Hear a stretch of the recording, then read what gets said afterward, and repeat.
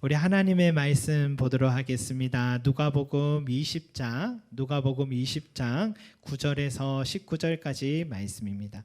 누가복음 20장 9절에서 19절까지 말씀입니다. 누가복음 20장 9절에서 19절까지 말씀, 제가 한 절 여러분 한 절 교독하도록 하겠습니다. 그가 또 이 비유로 백성에게 말씀하시기 시작하시니라. 한 사람이 포도원을 만들어 농부들에게 새로 주고 타국에 가서 오래 있다가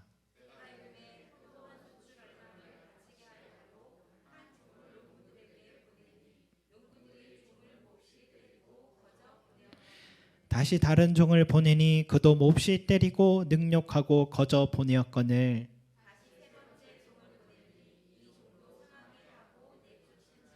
포도원 주인이 이르되 어찌할까 내 사랑하는 아들을 보내리니 그들이 혹 그는 존재하리라 하였더니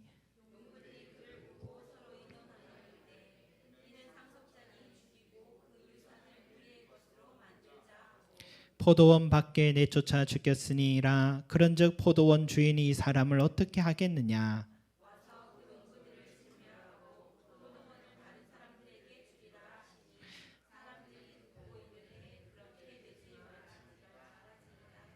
그들을 보시며 이르시되 그러면 기록된 바 건축자들의 버린 돌이 모퉁이의 머릿돌이 되었느니라 함이 어찌미냐.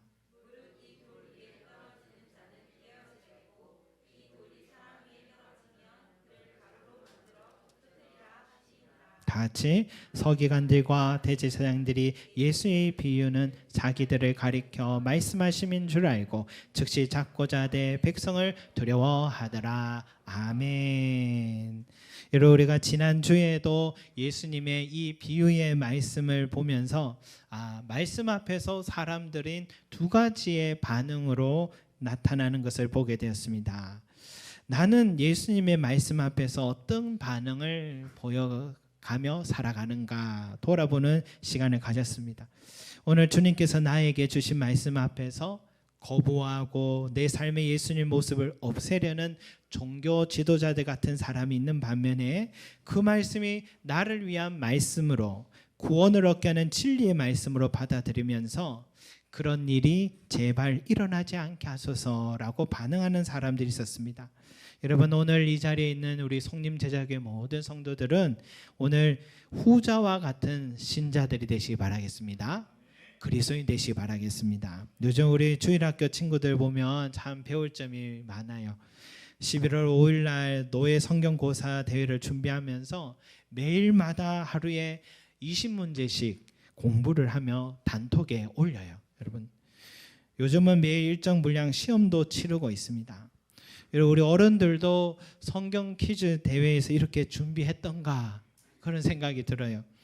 다음 교회 성경 퀴즈 대회를 또 하게 되면 우리 주일학교 자녀들이 강력한 후보들이 아닌가 그런 생각도 들었습니다. 우리 친구들 보니까 대회에서 몇 등을 하고 상장을 받고 하는 것도 보람이지만 우리 아이들의 인생에 처음으로 사실 성경의 이야기를 공부하고 있는 모습을 우리 주님이 얼마나 기뻐하실까. 저도 문제를 봐서 알지만은 이런 뜻은 이해나 될까? 또 이 단어가 너무 어려운데 그런데 그저 순종하고 매일마다 빠지지 않고 공부하는 우리 친구들의 모습입니다. 요즘 그리스도인 학부모들도 학교에서나 학원에서 어떤 대회를 한다고 하면 시간과 물질을 아끼지 않잖아요. 그러나 교회에서 성경고사 대회 한다고 하면 그런 열의를 가지겠습니까? 이렇게 부모님들이 아이들과 함께 성실하게 준비해 나갈 것을 보면서 말씀에 대해 진지하게 반응하는 우리 주일학교 친구들, 선생님, 부모님들을 우리 하나님께서 기뻐하시고 축복해 주실 줄 믿습니다. 아멘. 그리고 우리 중고등부 친구들과 교사들도요, 지난주에 아주 좀 지난주 인상 깊었어요. 내일 당장 시험을 치는데도 점심 식사 후에 성경 공부를 끝까지 다 하고 보내는 우리 선생님들의 영적인 뚝심에 제가 다시 한번 보게 됐습니다. 그리고 선생님의 선한 뜻을 순종하며 말씀을 배우는 우리 중고등부 친구들도 귀한 모습을 보였습니다. 그 시간에 다른 친구들은 한 자라도 더 공부해야 되겠다는 그런 마음이 있을 것인데 하나님 말씀을 내 인생의 진리라 믿고 그 시간을 소중하고 우선순위로 여기는 우리 중고등부 친구들을 우리 하나님께서 축복하시고 인도해 주실 줄 믿습니다. 여담입니다마는 우리 교회가 소속한 시찰 모임이 있어요. 저희 시찰 그 모임의 목사님 사모님들은 서로 형제처럼 지내요. 시찰 모임이 부부로 모임 모임도 저희 시찰밖에 노예는 없습니다. 한 16개 교회 정도 모임인데 목사님 사모님들이 다 어려운 중에 자녀들을 길렀어요. 작은 교회 목회자들인데 자녀들을 공부를 지원했으면 얼마나 했겠습니까? 그런데 이분도 얘기를 들어보면 그 자녀들이 유명한 대학교 출신이고 옆에 분도 유명한 대학교 출신이고 그 학교가 그렇게 쉽게 가는 곳인가 싶을 정도로 그런 생각이 들 정도였어요. 또 시찰장 목사님의 아들은 또 쇼미더머니의 심사로 나온 이 보이콜드라는 그런 사람이 또 아들이더라고요. 한 목사님의 딸은 유명한 바이올리스트로 성장해 장학금 받고 미국의 유명한 또 음악 학교에서 지금 공부하고 있어요. 이처럼 다양한 분야의 두각을 드러내고 있는데 그래서 물어봤어요. 어떻게 그래 잘 길렀습니까? 물으니까 목사님들이 하는 말이 잘 모르겠대요. 그런데 하나 이구동성을 하는 말씀은 그저 하나님께서 맡겨주셨던 내 교회 이걸 성실하게 목회만 했을 뿐인데 자녀를 하나님이 길러주시더라라고 말합니다. 직전 시찰자 목사님은 둘째 아들은 지금 서울대 박사과정에 있는데 그 형제는 고등학교 시절에 토요일과 주일은 고3까지 항상 교회에서 살았대요. 토요일과 주일은. 대신 월요일부터 금요일까지는 매일 밤 12시까지 공부하고 충분히 잠자고 아침 6시에 일어나서 공부를 또 시작했답니다. 여러분 요즘 고3 이야기 들어보면 잠도 안 잔다로 하는데 별로 공부 많이 한 것 같지는 않아요. 이 친구는.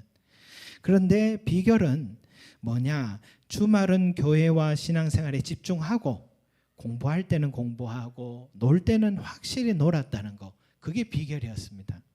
중심을 바로 두고 살아가니까 오히려 그 삶을 하나님께서 축복해 주시는 것입니다. 우리 중고등부 친구들도 하나님 말씀 앞에 진지하게 반응하시길 바랍니다. 내 삶의 우선순위가 바로 되면 우리 하나님께서 지혜 주시고 세상에서도 높이 들어 올려주신다는 것을 꼭 기억하시기 바랍니다. 우리 특히 우리 학생회장이 누굽니까? 우리 김사나, 우리 김사나 같은 경우는 청년이 되고 꿈꾸는 게 부사관이잖아요. 부사관이 되고 군생활을 시작하면은 거기에서도 교회생활, 신앙생활 잘해서 하나님의 축복받는 부사관으로서 가장 높은 직급이 원사로 알고 있습니다. 원사까지 진급되어서 하나님께 영광 돌리길 바랍니다. 제가 어릴 때 교회 장로님이 원사였어요. 멋쟁이 장로님이셨는데 우리 사나와 우리 중고등부 친구들 주일학교 자녀들에게 하나님께서 그렇게 축복해 주실 줄 믿습니다. 여러분 우리 모든 성도님들도 이 하나님 말씀 앞에 진지하게 반응하시길 바랍니다. 종교 지도자처럼 내 뜻대로 살 거야. 그 말씀 나는 못 지키겠어. 이렇게 하면 은혜를 받지 못합니다. 아무리 하나님 말씀이 지키기 힘든 말씀이어도 진리의 말씀임을 알고 뚝심을 갖고 말씀을 선택하고 행하시면 하나님께서 은혜 베풀어 주실 줄 믿습니다. 주일 설교가 끝나도요. 주중에 다시 한번 설교 영상 한번 들어보세요. 그렇게 듣는 분들도 계신 것으로 아는데 오늘 이 현장에서 들리지 않았던 그 설교의 부분이 다시 들리기도 하고 내 흔들렸던 믿음도 다시 다잡게 해줄 것입니다. 말씀이 땅에 떨어지지 않아요. 말씀이 내 마음밭에 떨어져서 30배, 60배, 100배의 결실을 얻는 은혜가 있을 줄 믿습니다. 그 말씀대로 살아내시기 바랍니다. 여러분 오늘은요.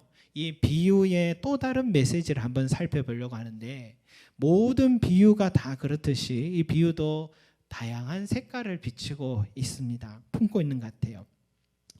이런 포도밭의 주인은 3년 만에 소출의 일부를 받으려고 종들을 보냈습니다. 뜻밖의 일이 일어났어요. 그 종을 몹시 때리고 빈손으로 돌려보냈습니다. 그런데도 포도밭 주인은 또 다른 종을 비무장한 상태로 또 포도밭에 보냈습니다. 여러분 어떤 상황입니까? 만약에 내가 건물주라고 합시다. 세입자에게 세를 받으려고 대리인을 좀 보냈더니 그 세입자가 대리인에게 세를 줘야 되는데 때리고 빈손으로 돌려보낸 겁니다. 폭행을 저지른 거예요.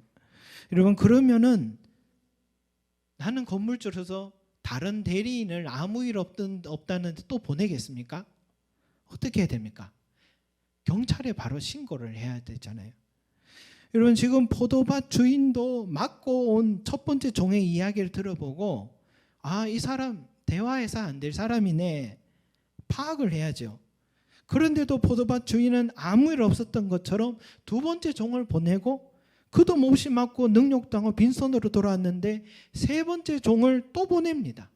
결국은 자기 전부를 할 수 있는 아들마저 비무장한 상태로 보내어 죽임을 당하게까지 하는 것입니다. 여러분 우리가 이 비유에서 주목할 것은 이 포도밭 주인의 선택과 행동이었습니다. 포도밭 주인은 상식적이지 않은 선택과 행동을 했다고 우리는 볼 수 있어요.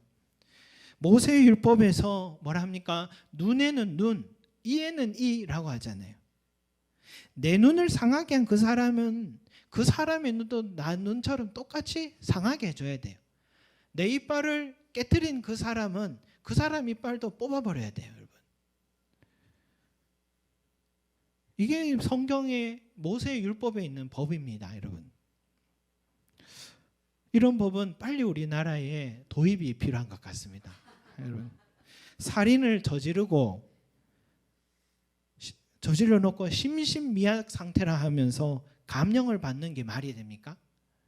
강제로 성폭행 저질러 놓고 한 여인의 삶을 망쳐놓고도 말도 안 되는 형을 내리는 판사들을 볼 때마다 화가 나잖아요. 왜? 상식적이지 않기 때문입니다. 살인을 저질렀으면 사형에 처해야죠. 구약 성경에 나오는 형법을 보면 아주 합리적인 법인 것 같아요. 그런데 예수님이 뭐라 하십니까? 나는 너희에게 이르노니 악한 자를 대적하지 마라 라고 해요. 아니 악한 자는 더 강하게 법으로 힘으로 권세로 눌려줘야 직성이 풀릴 텐데 그들과 맞서지 말라고 합니다. 더 나아가서 누구든지 내 오른편 뺨을 치면 왼편도 돌려대줘라. 또 때리라고. 또 너를 고발해 속옷을 가지고자 하는 자에게 겉옷까지도 가지고 가게 하라. 누구든지 너를 억지로 오리를 가게 하거든 그 사람과 십리를 함께 걸어가줘라. 내게 구하는 자에게 주고 내게 꾸고자 하는 자에게 거절하지 말라. 이렇게 말씀하셨어요. 저도 이를 못 살겠습니다. 어떻게 이를 살겠습니까, 여러분? 그런데 예수님이 이렇게 살라고 말씀하세요. 지금 포도밭의 주인이 꼭 그와 같아요. 자신이 직접 만든 포도밭 아닙니까?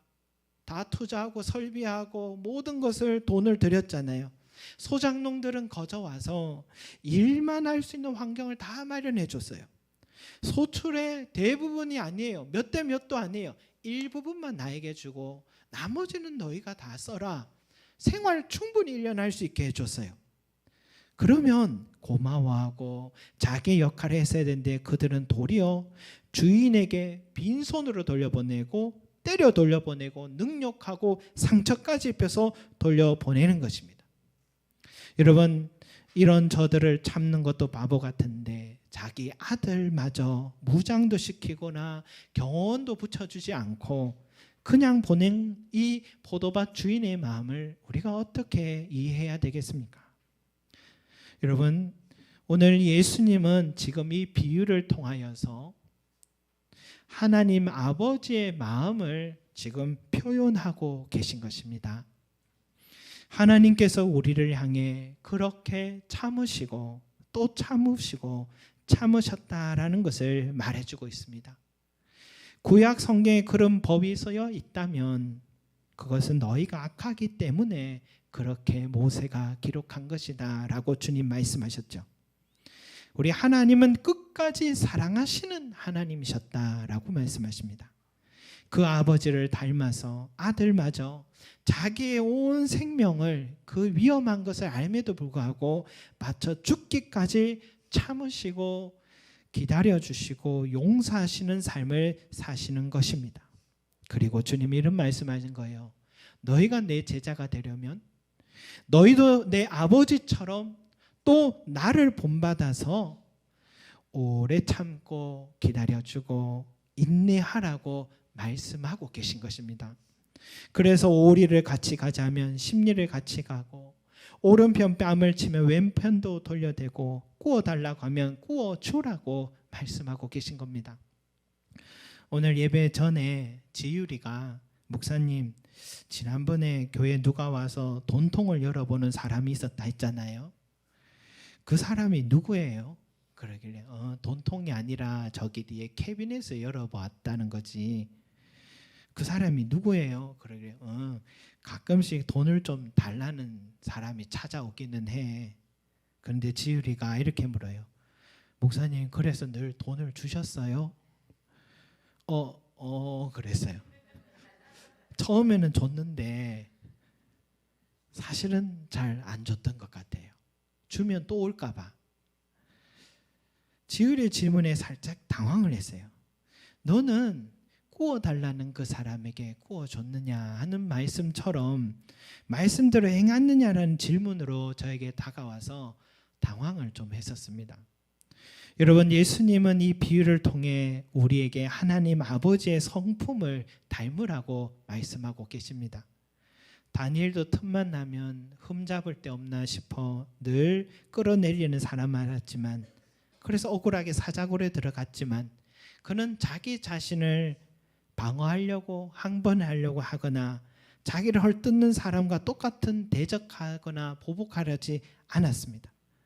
다윗도 자신을 그렇게 죽이려던 사울 왕에게 몇 번이고 지금 마음만 먹으면 보복을 할 수 있는 기회가 여러 번 있었는데 끝까지 자신에게 악행을 하는 사울 왕을 존대해 주었습니다. 이삭은 한 부족이 생존하려면 부족 족장이었거든요. 이삭도. 그러면 우물이 있어야 돼서 우물을 파면은 물이 나왔어요. 그런데 팠다 하면은 그 지역의 악한 자들에게 또 빼앗겼어요. 한 번도 아니라 여러 번 그런 일이 있음에도 불구하고 그는 그들과 싸우지 않고 그 자리를 또 옮기고 또 우물을 팠습니다. 예수님은 어떻습니까? 십자가에서 얼마든지 천군 천사 마병들을 불러서 자신에게 악행을 저지른 자들을 그 자리에서 다 진멸할 수 있었으나 끝까지 그들을 사랑하시고 아버지 자기 죄를 알지 못하는 저들을 용서해달라고 기도해 주셨습니다. 결국 어떻게 됐습니까? 다니엘을 참소하던 사람들은 결국 자기들과 가족들이 사자굴에 뼈채 삼킴 당하게 됐고, 다윗을 끝까지 쫓아 죽이려던 사울왕은 전장에서 결국 죽게 되고 그 왕관은 다윗에게 자연스럽게 넘어가게 되고, 우물을 파놓으면 빼앗겼던 이삭에게 나중에는 대적자들이 직접 찾아와 화친을 맺자며 그동안 우리가 잘못한 거 용서해 달라면서 이삭을 두려워하는 놀라운 일이 일어나게 됐잖아요. 여러분, 이게 어떻게 가능한 일이냐? 하나님의 성품에 참여한 그 사람, 오래 참고 사랑하는 그 사람은 하나님께서 기뻐하셔서 그 사람의 중심을 보시고 그가 수치심을 당하지 않도록, 그가 더 이상 손해보지 않도록 하나님께서 직접 지켜주시기 때문인 줄 믿습니다. 그래서 예수님 뭐라 하셨습니까? 화평케 하는 자는 복이 있나니 그들이 하나님의 아들이라 일컬음을 받으리라 라고 했습니다. 여러분, 화평케 하는 그 사람은 하나님의 아들이 되는 것인 줄 믿습니다. 사도 요한이 96세까지 유배지에 살다가 사면을 받고 에베소 교회로 돌아왔어요. 그곳에서 요한복음, 요한 서신을 저술했다는데 그 에베소 교회에서 목회를 하시고 설교를 하시다가 항상 설교 주제는 이거예요. 서로 사랑하라, 서로 사랑하라 했습니다. 여러분, 매주 한두 주는 들을 만한데 매주마다 앉았다 하면 서로 사랑하라 설교를 늘 하면 이제 좀 다른 주제 듣고 싶잖아요.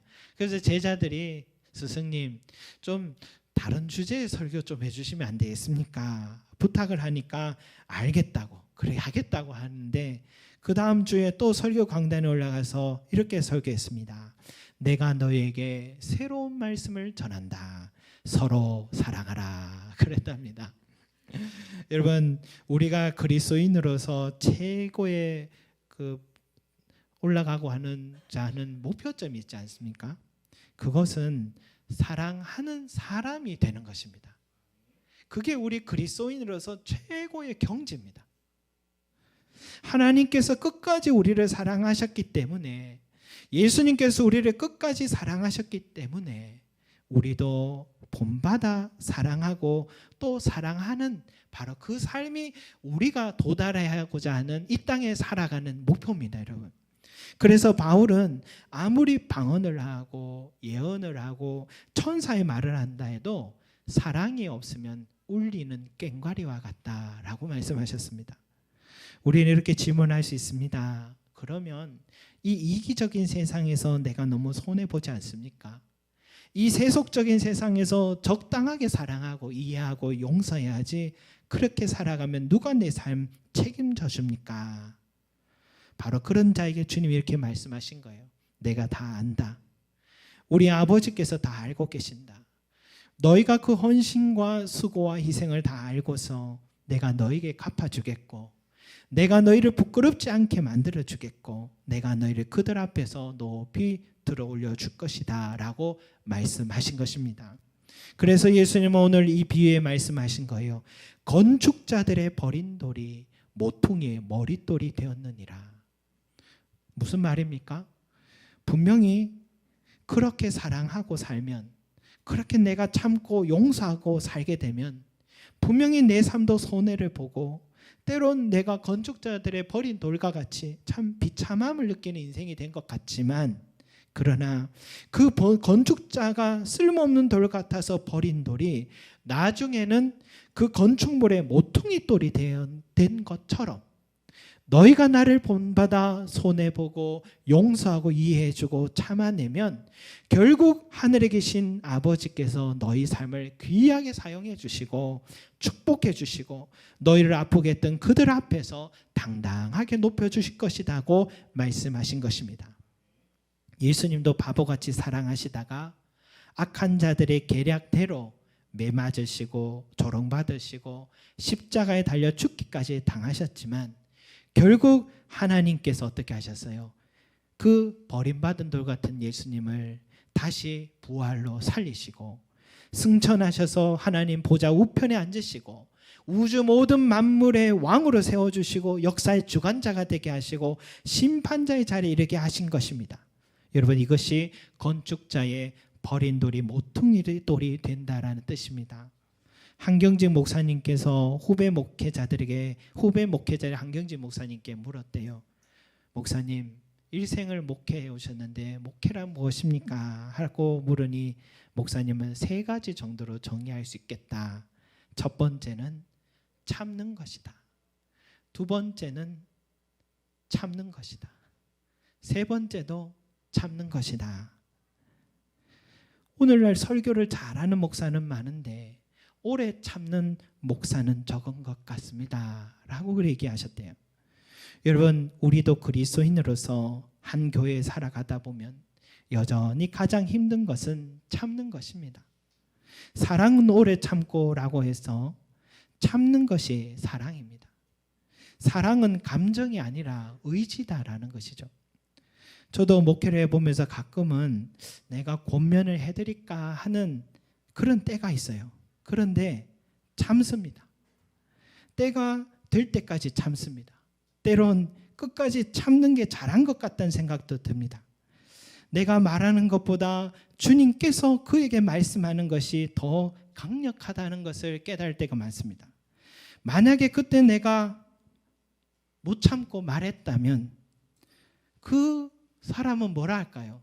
목사님, 저도 사실 목사님에게 하고 싶은 말이 있었습니다.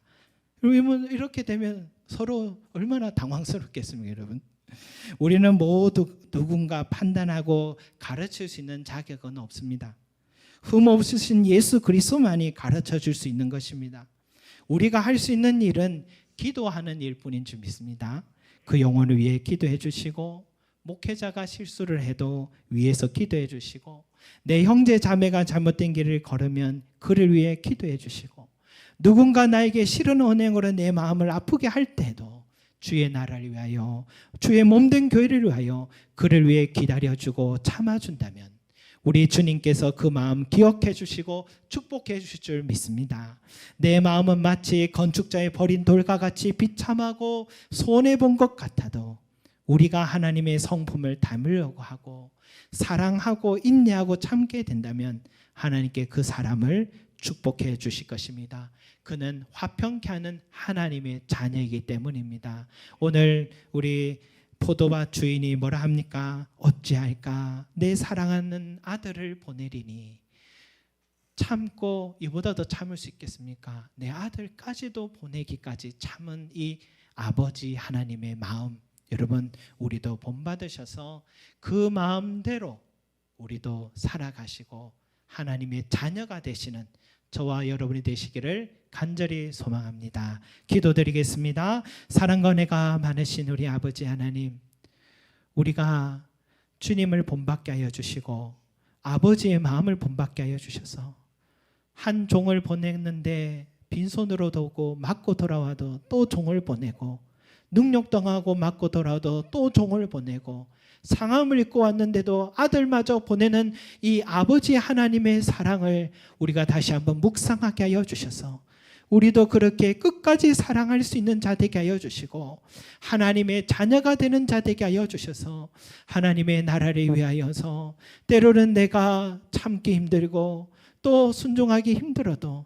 우리 주님을 묵상하며 자기 몸을 내어 주시기까지 사랑하신 주님을 본받아서 참된 그리스도인이 되게 하여 주시고 참된 제자의 삶을 살아가는 우리들이 되게 하여 주셔서 하나님이여, 내가 하나님께 귀하게 쓰임받게 하시고 내 삶을 통하여 하나님의 이름이 드러나게 하시고 내가 사랑하는 그 오래 참음을 통하여서 하나님께 영광을 돌리는 우리의 삶이 될 수 있도록 은혜 다하여 주셔서 건축자의 버린 돌이 그 집에 기둥을 세우는 모퉁이 떼이 된 것처럼 주여 우리의 삶을 통하여 하나님의 나라에요 아름다운 모퉁이 돌로 세워주시는 은혜가 있기를 간절히 소망합니다. 감사드리며 예수 그리스도 이름으로 기도드립니다. 아멘.